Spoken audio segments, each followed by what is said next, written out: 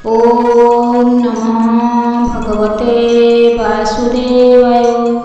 सौनक कहिले, हे सुत महामुनि, गीता महात्म्य फलश्रुति संबंध में व्यास मुनि मानू जहाँ सब कही ताहा आपण वर्णना करंतु। सुत कहिले, गीता महात्म्य अत्यंत गोपनीय, ताहा कहूची शुण।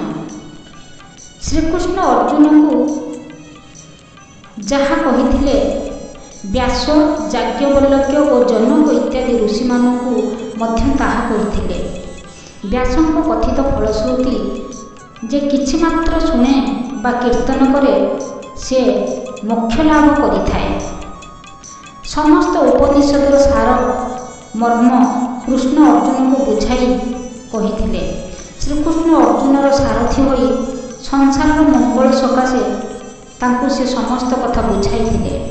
संसार सागर पारि हेबाकू हेले एकमात्र गीता नौका अटे। जे गीता ज्ञान न बुझी जोग करे से बालक स्वभाव अटे। जे गीता श्रवण करे से वेदलोक प्राप्त हुए।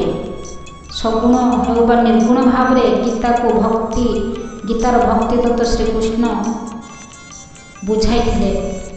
18टी अध्याय से पुंखानुपुंख भाव में प्रेम भक्ति कथा वर्णना करिछंती। जे श्रद्धा गीता को जे श्रद्धा न करे से हस्ती बड़ी स्नान करे।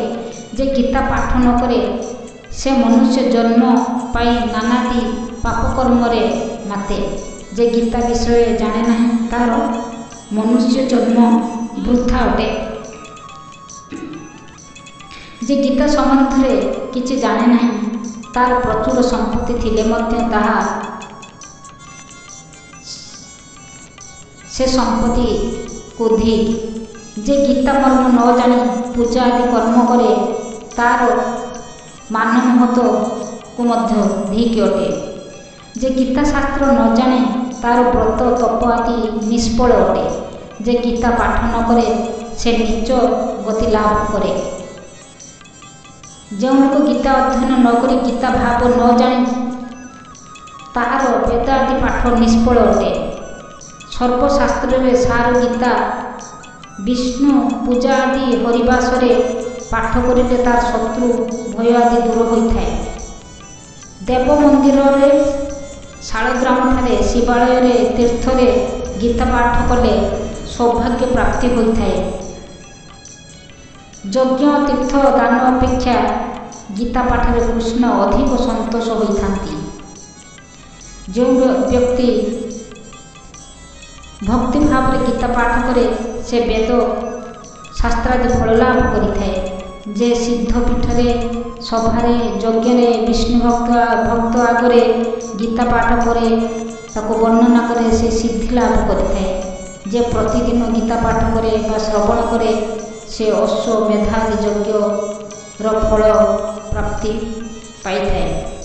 जे गीता को शुणे, जे पढ़े, जे कीर्तन करे से परम पद लाभ करे। जे गीता पुस्तक आदर रखी पाठ करे ताहार स्त्री अत्यंत प्रिय होता है। जे गीता पढ़े से जश सौभाग्य लाभ करी परम सुख भोग करे। जो घरे गीता चर्चा हुए से घरे सर्प आदि भय, चोर भय, अग्नि भय रहे नहीं। जे लोग गीता पाठ करे ताकू तीन पाप बा दुर्गति छुई पारे नहीं। जे कृष्ण को पादरे भक्ति रखी गीता पाठ करे ताकू मारात्मक रोग व्याधि बसंत परी व्याधि ता घरे हुए नहीं। जे गीता को अभ्यास करे से सर्वदा साधु संग लाभ करिथाए। जे लोक गीता पाठ करे पद्मपत्र रे जल परी पाप ताको स्पर्श करि पारे नाही। जे गीता पाठ करे अत्याचार जनित पाप भक्ष्य जनित पाप ताको छुए नाही। जे इंद्रिय बसरे अन्याय करे गीता पाठ द्वारा दोष कटि जाई थाए। जोठारे गीता पाठ हुए सेठारे कौनसी दोष रहे नहीं। जो घरे गीता पाठ हुए रत्नपूर्ण शुद्ध स्फटिक परि से गृह शोभा पाउଥାଏ। जो लोक हृदय ମନରେ ଗୀତାର ଭାବ ଥାଏ ସେ ପଣ୍ଡିତରେ ଗଣ୍ୟ, ଧନବାନ, ଯୋଗୀ, ଜ୍ଞାନୀ, ଯାଜ୍ଞିକ ମଧ୍ୟରେ ସେ ଗଣ୍ୟ ହୋଇଥାଏ। ଯେଉଁଠାରେ ଗୀତା ପାଠ ହୁଏ ସେଠାରେ ପ୍ରୟାଗ ଆଦି ତୀର୍ଥ ସବୁ ରହିଥାନ୍ତି। ଯେଉଁଠି ଗୀତା ପାଠ ହୁଏ ସେଠାରେ ଦେବତା, ଋଷି ଆଦି ଯୋଗୀମାନେ ମିଳନ ହୋଇଥାନ୍ତି। ଯେଉଁଠାରେ ଗୀତା ପାଠ ହୁଏ ସେଠାରେ ଗୋପୀ, ଗୋପାଳ, ନାରଦ, ଧ୍ରୁବ ଆଦି ସିଦ୍ଧ ଯୋଗୀ ଋଷିମାନେ ଏକତ୍ରିତ ହୋଇଥାନ୍ତି ବା ପ୍ରବେଶ ହୋଇଥାନ୍ତି। ଯେଉଁଠାରେ ଗୀତା ପାଠ ହୁଏ ସେଠାରେ ଶ୍ରୀକୃଷ୍ଣ ତାଙ୍କର ପ୍ରଧାନ ଭକ୍ତ ରାଧା ସହ ଉପସ୍ଥିତ ହୁଅନ୍ତି। ଶ୍ରୀକୃଷ୍ଣ କହୁଛନ୍ତି, ଗୀତା ହେଉଛି ମୋ ହୃଦୟ ଜ୍ଞାନର ସାରବସ୍ତୁ ଅଟେ। ଗୀତା ମୋର ଉତ୍ତମ ସ୍ଥାନ, ପରମ ପଦ, ପରମ ଗୁରୁ ଅଟେ। ଗୀତା ଜ୍ଞାନ ବଳରେ ମୁଁ ତ୍ରୈଲୋକ୍ୟ ପାଳନ କରେ। ଗୀତା ପରମ ବିଦ୍ୟା, ସେ ବ୍ରହ୍ମରୂପୀ, ସେ ନିତ୍ୟ, ସେ ଅର୍ଦ୍ଧମାତ୍ରା ଅଟେ। ହେ ଅର୍ଜୁନ, ଗୀତା ନାମ କୀର୍ତ୍ତନ ସ୍ମରଣ କଲେ ସମସ୍ତ ପାପ ବିନାଶ ହୁଏ। ଗୀତା ହେଉଛି ଗଙ୍ଗା, ଗୀତା ସାବିତ୍ରୀ, ଗୀତା ସତୀ, ବ୍ରହ୍ମା ବଳି, ବ୍ରହ୍ମ ବିଦ୍ୟା, ସେ ମୁକ୍ତିଦାତା, ସେ ମୁକ୍ତିଦାୟିନୀ ଅଟେ। ଗୀତାକୁ ଅର୍ଦ୍ଧମାତ୍ର ଭ୍ରମନାଶକାରୀ, ତ୍ରୟୋଦବ ତତ୍ତ୍ୱଦର୍ଶୀ ଅଟେ। ମନୁଷ୍ୟ ଯଦି ଗୀତାକୁ ଧୀର ମନରେ ପାଠ କରେ ସେ ସମସ୍ତ ଜ୍ଞାନ ସିଦ୍ଧି ଲାଭ କରେ ଏବଂ ପରମ ପଦ ପାଇଥାଏ। ଗୀତା ପୁରା ପଢ଼ିଲେ ବା ଅଧା ପଢ଼ିଲେ ଗୋଦାନ ଆଦି ପୁଣ୍ୟ ଫଳ ମିଳିଥାଏ। ଯେ ଗୀତାର 3 ଭାଗରୁ ଭାଗେ ପଢ଼େ ସେ ସମଯଜ୍ଞ ଫଳ ଲାଭ କରିଥାଏ। 6 ଭାଗରୁ ଭାଗେ ପଢ଼ିଲେ ଗଙ୍ଗା ସ୍ନାନର ଫଳ ପାଏ। ଯେ ଗୀତାର 2ଟି ଅଧ୍ୟାୟ ପଢ଼େ ସେ ଅଳ୍ପ ଲୋକ ଯାଏ ଚନ୍ଦ୍ର ଲୋକରେ ବାସ କରେ। ଯେ ଗୀତାର ଗୋଟିଏ ଅଧା ପଢ଼େ ସେ ରୁଦ୍ର ଲୋକ ଯାଇ ତାଙ୍କ ସାଙ୍ଗରେ ରହିଥାଏ।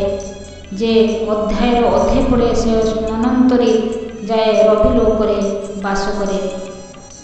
ଯେ ଗୀତାକୁ 10ଟି, 7ଟି, 5ଟି, 4ଟି, 3ଟି, 2ଟି ବା ଗୋଟିଏ ବା ଅଧଟିଏ ପଢ଼େ ସେ ଅୟୁତ ବର୍ଷ ଯାଏ ଚନ୍ଦ୍ର ଲୋକରେ ବାସ କରେ।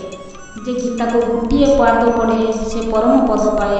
ଯେ ଗୀତା ପଢ଼ିବା ଶୁଣେ ସେ ମହାପାତକରୁ ମୁକ୍ତି ହୋଇଥାଏ। ଯେ ହାତରେ ଗୀତା ପୁସ୍ତକ ଧରିଥାଏ ସେ ବୈକୁଣ୍ଠ ପ୍ରାପ୍ତ ହୋଇ ବିଷ୍ଣୁଙ୍କର ପାର୍ଷଦ ହୋଇଥାଏ। ମଲା ସମୟରେ ଗୀତାକୁ ଅଧ୍ୟାୟ ଶୁଣିଲେ ସେ ମୁକ୍ତି ଲାଭ କରିଥାଏ। ଯେଉଁ ଲୋକ ଯେଉଁ କର୍ମ ଇଚ୍ଛା କରୁ ଗୀତା ପାଠ ଦ୍ୱାରା ତାହା ସଫଳ ହୋଇଥାଏ।